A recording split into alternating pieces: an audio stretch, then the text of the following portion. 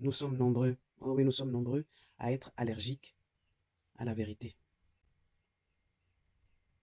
Et comment ça se manifeste?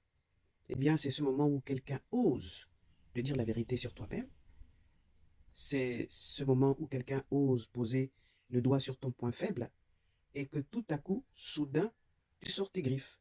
On te montre ton ombre et tu cries à l'injustice, tu cries au complot, tu deviens haineux et tout à coup, soudain, tu justifies tes erreurs par des thèses de 3 pages, tu retournes l'accusation pour que l'autre devienne le coupable. Mais pourquoi tu fais ça? Mais pourquoi nous faisons ça?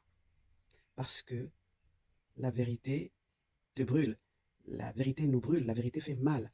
En tout cas, c'est ce qu'on croit. En fait, elle ne te brûle pas, elle fait pire. Elle menace ton petit trône en carton.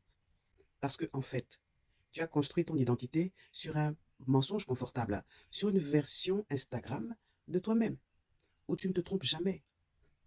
Mais cette attitude, c'est une fuite en avant, c'est une prison.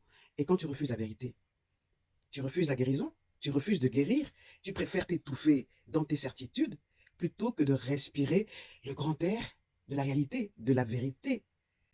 Et le monde appelle ça avoir de l'assurance. Dans ton petit royaume en carton, tu te dis, moi je suis juste, moi je contrôle, moi je n'ai rien à me reprocher. Alors mon frère, ma soeur, écoute bien. Dieu Tout-Puissant ne veut pas te détruire quand il réclame la vérité.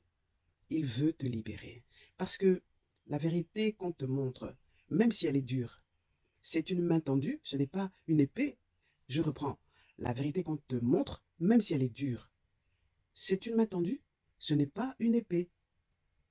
Et je terminerai par ceci. Celui qui fuit la lumière finit dans une prison qu'il s'est lui-même construite. Mais celui qui ose regarder son ombre, qui ose accepter qu'il n'est pas parfait, c'est là qu'il commence à briller pour de vrai.